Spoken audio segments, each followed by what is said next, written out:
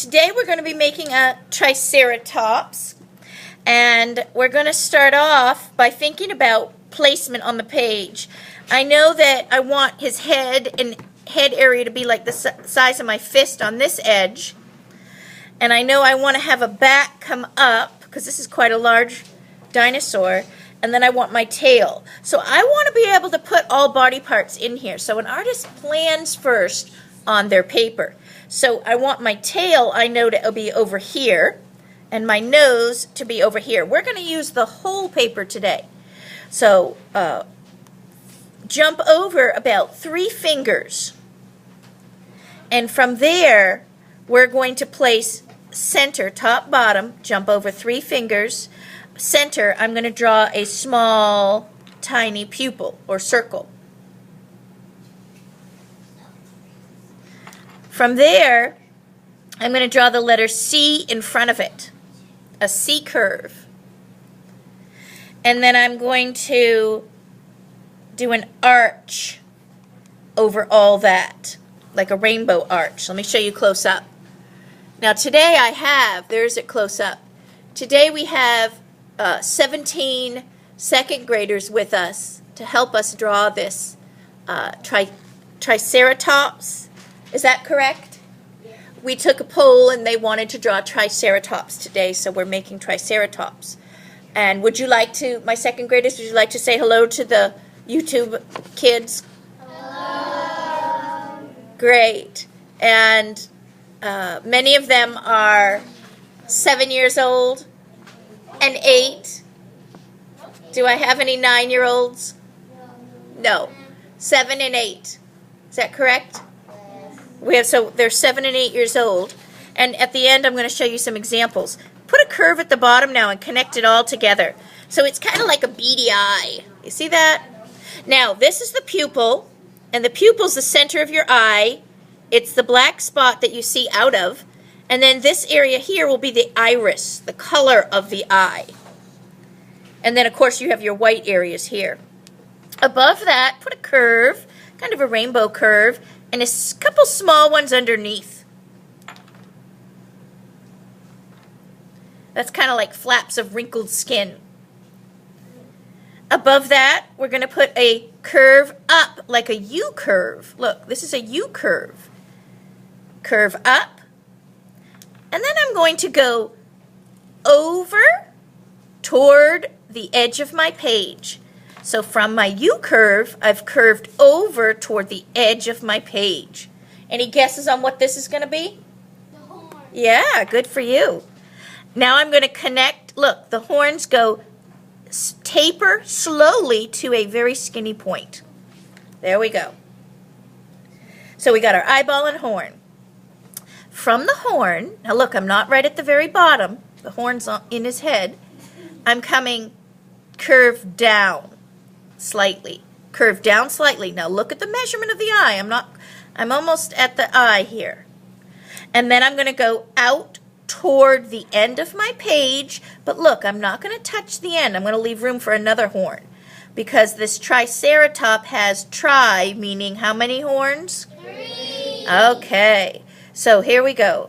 So leave a space for that last horn down here near his nose. This is a smaller one.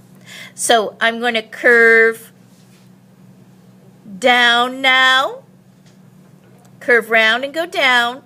Let's stick that horn here. This horn is kind of like a candy corn. It goes up and then back. It's narrow and then fat. And then from here, I'm going to curve round over. I'm going toward his eye, but I'm leaving about a finger underneath his eyeball. And he has a slight curve down, so we're going to the left. Now I'm going to continue to the left, but look, watch how I do it. Slowly curve down, slowly curve up. So it just has a little bit of shape to this mouth area. Then I'm going to curve, continue straight over. This is going to form this headpiece.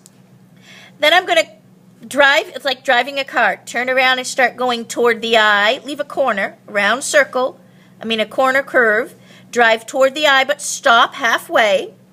Then drive right back around like you're going on a mountain road. Look what I've done. Drive it to the eye, almost. Curve it back around like a mountain road. Now we're going to work up here. We're going to finish this bottom mouth part. The bottom mouth part, I'm going to, look where I'm going. I'm jumping over near this dip, and I'm going to make a U, a slight U curve. U curve, and then a number 1 on the end. A very small number 1. Then I'm bringing this back, and give me a dip. Give me a slight U. This is a slight U curve. You don't want a drastic U like the letter U. It just curves down like the U. So now we have some detail of his head here.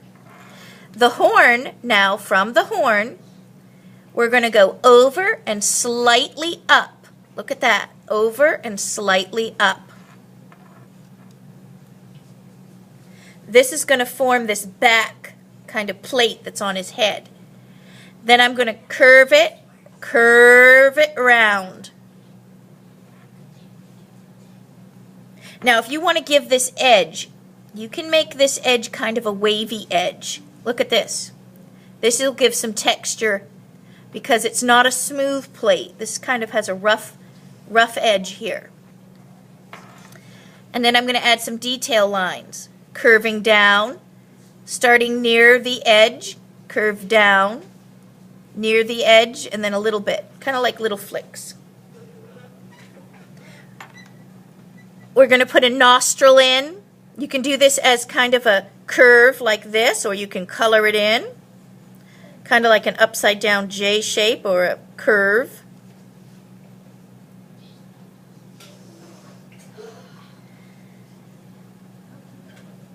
Now we're going to come over. We're going to have his body. Now don't start it at the edge here. We're going to go probably a finger or 2 in. It should line up with this line. Take this line here, bring it over here, and put a little line, a little horizontal line. So measure where this connects to the horn, put a little line here. We're going to go, watch me first before you do anything. We're going to go plan it in your head. The curve of his body comes up because his body goes up. He has an arched back, up. Then we're going to swing down for the tail. I'm going to end my tail kind of coming around here, I think. If you have enough room, you can have it straight off the page. I want enough room for a huge back. Now watch, come down, and my tail is going to swing around. So curve it up, back, go to the edge of your page, and swing around. Now if you made your head real small, you can have your tail coming out straight here. That's up to you. Now, leave plenty. This goes very narrow here, skinny, and then it's slowly going to get fatter as it meets. But don't come around too far in here. So we're just making a little bit of this tail. It's kind of a crescent moon. Right here I'm going to start with a thick foot. So near the jaw, as far to the end as you can. I'm going to skip over about 2 fingers here, right in the middle of this jaw area. I'm going to come down in a diagonal line. Now on the jaw, you can bring the jaw up a little bit more if you want. I'm going to continue straight over about 3 fingers. Straight over 3 fingers. Then I'm going to drop down. Look, it's at least 1 finger wide. If you do it 1 finger so you can see both lines, I can see both lines here. So it's a pretty thick foot and short. Short, thick. I go down diagonally, parallel with this line, meaning equal distant. And then I'm going to connect. And then his toes make these just big kind of circular claw toes. If you want to add some wrinkles in here, you can put a few wrinkles. Now I've gone over 3 fingers, and here I'm going to put a diagonal line, diagonal to the right, and then I'm going to drop down. Drop down to measure. If you measure over from this foot, it should be the same distance.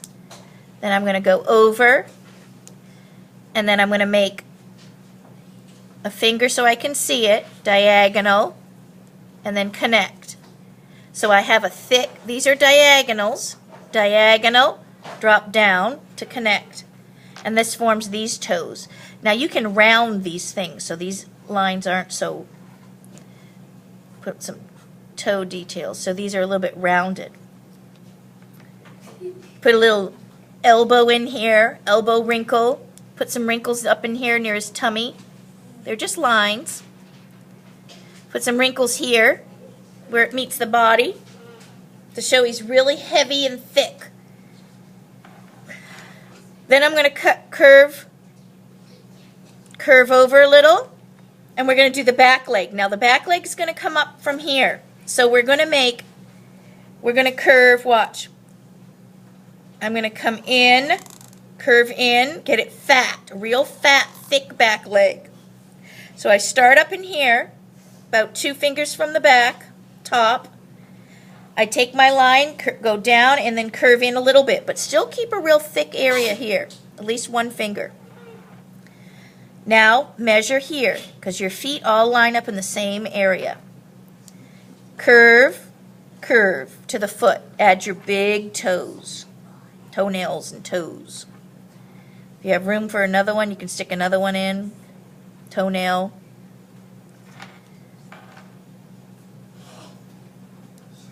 Now the back foot, this is a smaller back foot. It's just farther away, that's all. So I'm going to make a smaller back foot. Just put a little line in here and connect it to the body, connect it to the body. Put a little wrinkle in here. That's his foot on the other side. Maybe you only see 2 toenails from here. The rest are facing the other way. So this is shorter because it's somewhere, it's behind the body. Now, with this Triceratops, you can decorate him any way you want to. You can even add, some kind of fun pattern to him, stripes, maybe some kind of zebra-y stripes here. Whenever I do stripes, vary them. Don't have them the same. Have variation. Maybe this is a dark green and you color that light green. Because nobody exactly knows the color patterns on these animals because they are what? And have been. What's the word? Extinct, right. And so nobody exactly knows what color, what patterning, if they had spots or whatnot. So you can make this up yourself. You don't have to. Now let me look at some Triceratops examples from my 2nd grade, and we'll show them to the kids on YouTube so they can see what we made today. Here's one example right here of our 2nd grade. Oops. Right there. They put a lot of detail in with the toes and stuff. Anybody else? Oh, that's a huge one. Gigantic.